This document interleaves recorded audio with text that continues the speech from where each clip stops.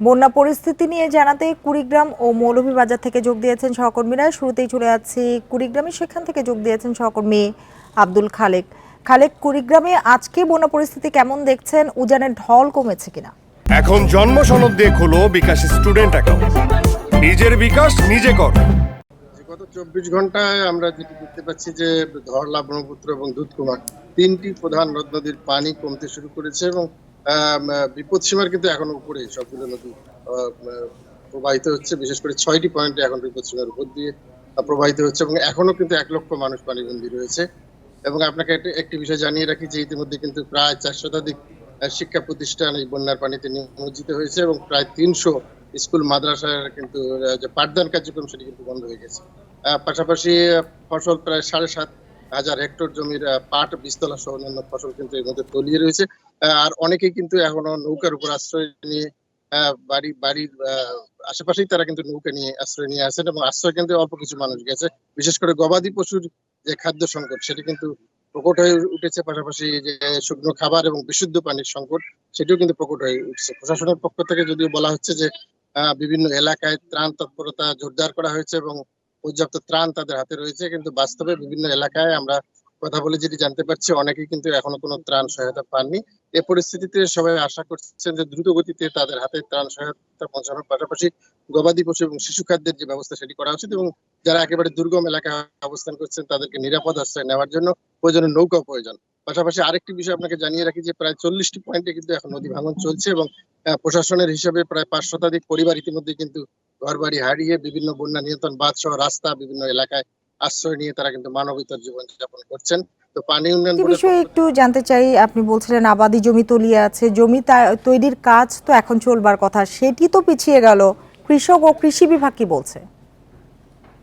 মূলত এখন যেটি হয় যে বীজতলা তৈরির কাজ আসলে চলমান রয়েছে এবং অনেক বীজতলা কিন্তু ইতিমধ্যে তৈরি হয়েছে, সেগুলো কিন্তু এখন বন্যার পানিতে নিমজ্জিত অবস্থায় রয়েছে। এখন কৃষকরা যেটি বলছেন যে তাদের নতুন করে আবার বীজ সংগ্রহ করে এই চারা রোপণ করার জন্য তাদেরকে বীজতলা তৈরি করতে হবে এবং রোপণ মৌসুম তাদের জন্য কিছুটা পিছিয়ে যাবে। তবে কৃষি বিভাগ বলছে যে তারা এখন যে অবস্থা, এই অবস্থায় কিন্তু ক্ষয়ক্ষতি হওয়ার সম্ভাবনা খুবই কম। নতুন করে কৃষকরা যদি আবার বীজতলা তৈরি করে সেক্ষেত্রে তারা চারা তৈরির জন্য যথেষ্ট সময় পাবেন।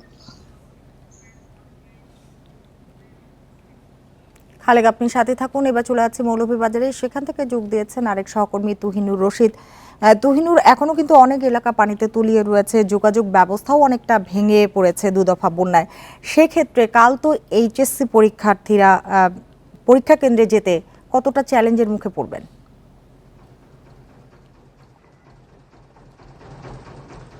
দেখুন, আসলে মৌলভীবাজারের যে আপনাকে যদি প্রথমেই জানিয়ে রাখি, কুশিয়ারা নদী কিন্তু গত 24 ঘন্টায় মাত্র 5 সেন্টিমিটার পানি কিন্তু কমেছে। আজকে বিপদসীমার নিচ দিয়ে প্রবাহিত হচ্ছে এবং বিপদসীমার 7 সেন্টিমিটার নিচ দিয়ে কিন্তু কুশিয়ারা নদী প্রবাহিত হচ্ছে। আমি যদি একটু দেখাতে চাই, এখানে আমি কুশিয়ারা নদী পাড়ের একটি এলাকাতে আছি এবং এই কুশিয়ারা নদী পাড়ে আপনি নিশ্চয়ই দেখতে পাচ্ছেন যে এখানে আসলে যে গ্রামীণ হাট বাজার, এমনকি যে রাস্তাঘাট সবকিছু কিন্তু পানিতে তলিয়ে আছে। কুশিয়ারা নদীর পানি কিন্তু খুব ধীর গতিতে নামছে। এই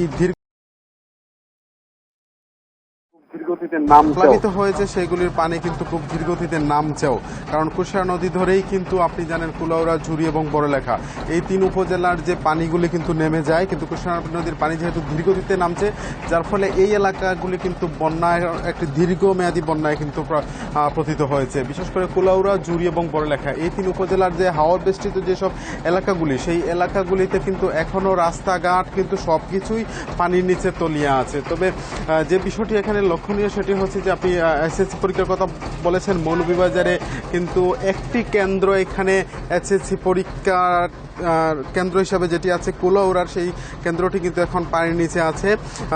তারা বিকল্প হিসাবে কিন্তু আমাকে জানিয়েছেন, জেলা যে শিক্ষা কর্মকর্তা তিনি আমাকে জানিয়েছেন যে তারা আসলে বিকল্প হিসাবে কুলাউড়ার শহরের মধ্যে কেন্দ্রটি নিয়ে এসেছেন একটি স্কুলে। তবে যেসব মিলে কিন্তু মৌলভীবাজারে এখন বন্যা পরিস্থিতি, যে হাওর বেষ্টিত যেসব এলাকা সেই এলাকাগুলিতে অপরিবর্তিতই আছে, কিছুটা পানি কমেছে। অন্যদিকে নদী বিদ্যুৎ যেসব গ্রামগুলি সেগুলির থেকে পানি অনেকটা নেমে গিয়ে অনেকটা উন্নতি হয়েছে। তবে আরেকটি বিষয় আপনাকে ছোট জানিয়ে দিতে চাই, কুলাউড়া যে পৌরসভা, সেই পৌরসভার একাংশ কিন্তু এখনো পানির নিচে তলিয়ে আছে। এই ছিল আসলে আমার কাছে মৌলভীবাজার থেকে বন্যা পরিস্থিতির সর্বশেষ তথ্য। কুড়িগ্রাম ও মৌলভীবাজারের বন্যা পরিস্থিতি নিয়ে জানাচ্ছিলেন সহকর্মীরা।